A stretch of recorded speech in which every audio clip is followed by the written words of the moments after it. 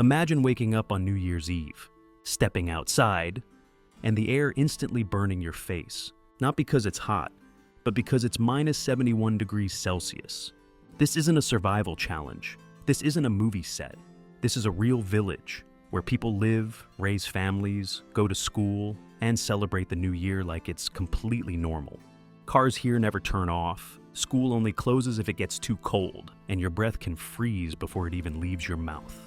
Today, we're spending one full day in the coldest village on Earth to understand how people survive here, how they prepare for the new year, and why, against all logic, they stay. And trust me, by the end of this video, winter will never feel the same again. It's morning in Oymyakon, but the sun doesn't bring warmth. It only brings light.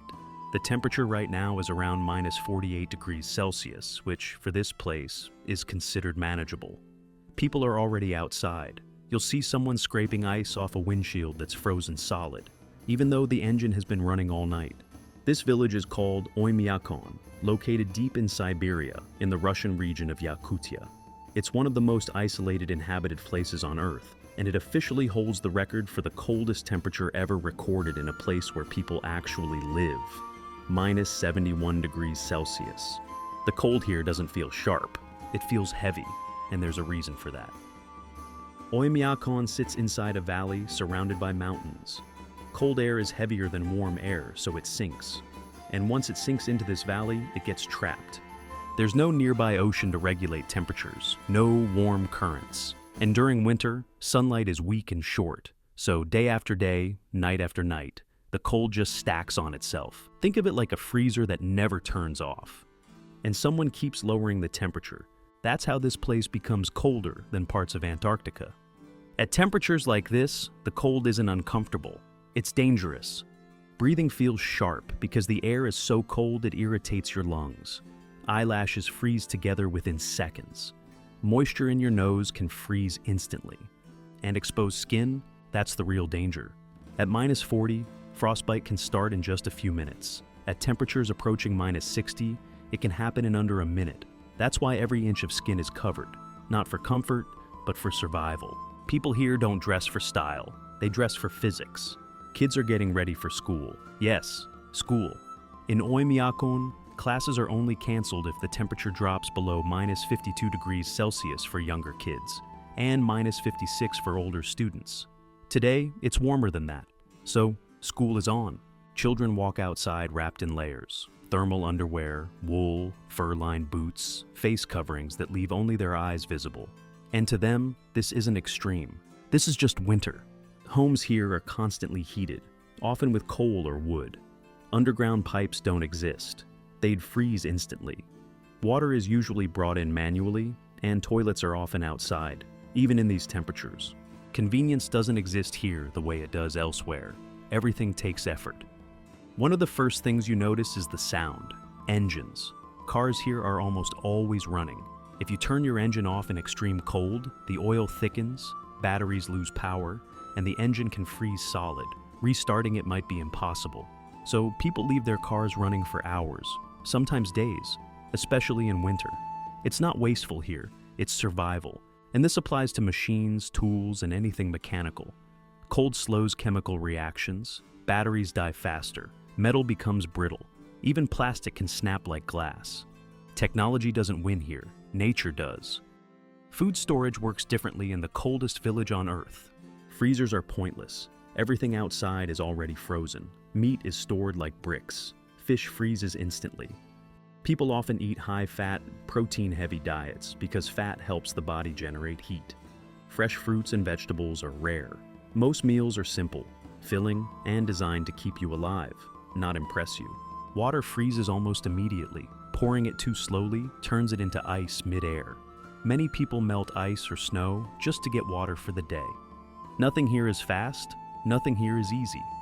And yet, New Year is coming. Decorations start appearing, lights go up inside homes, families prepare food, gifts are wrapped. Even here, especially here, New Year matters. Fireworks are tricky. Electronics don't like extreme cold. Batteries fail. Fingers go numb fast. But people still celebrate. Because when the outside world feels hostile, community becomes everything. Inside homes, it's warm, not just from heating, but from people, conversations, food, laughter. This is the contrast of Oymyakon. Outside, brutal. Inside, alive. So the question everyone asks is simple. Why stay? Why live in a place where the cold can kill you? For many, this is home. Their families have lived here for generations. This land raised them. And when you grow up in conditions like this, your definition of normal changes. People here don't see themselves as extreme. They see themselves as adapted. There's pride in surviving here, pride in resilience, pride in being tougher than the environment trying to break you. And leaving isn't always easy. Jobs, traditions, identity, they're tied to this place. Night falls in the coldest village. As night comes, the temperature drops again. The air grows quieter, colder, still. Cars continue running. Smoke rises from chimneys. Lights glow from windows like small islands of warmth in a frozen world. Tomorrow will be the same, and the next day, and the next. This isn't an adventure for the people who live here, it's just life. And somewhere far away, someone will complain about winter, about cold hands, about frost on their windshield. But here, in the coldest village on Earth, minus 71 degrees is a number, not a headline. It's proof that humans don't just survive anywhere on this planet. They adapt, they endure, and they call it home. But here's something most people don't realize. The cold here doesn't just shape daily life, it shapes how people think. In places like this, time moves differently. You don't rush, you don't waste energy. Every action has a reason, because when it's this cold, mistakes aren't inconvenient, they're dangerous. People plan ahead constantly. Weather isn't background noise here, it's the main character. Everyone knows the temperature before they leave the house. Everyone checks on their neighbors. Everyone understands that survival here is a shared effort. And that creates something rare, trust. In many parts of the world, people are independent by choice. Here, people are connected by necessity.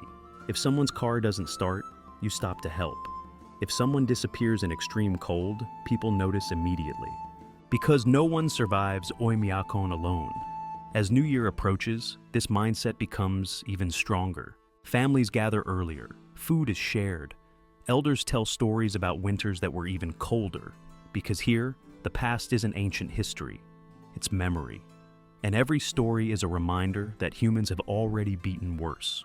When the clock finally reaches midnight, there's no massive outdoor countdown, no crowded streets, no long celebrations under the sky.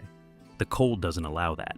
But inside homes, something powerful happens. People pause, they reflect, they're grateful, not for comfort, but for endurance, for another year survived, for warmth, for each other. And that's the part most people miss. The coldest village on Earth isn't defined by temperature. It's defined by adaptation, by people who wake up every day knowing the environment is stronger than them, and choosing to live there anyway.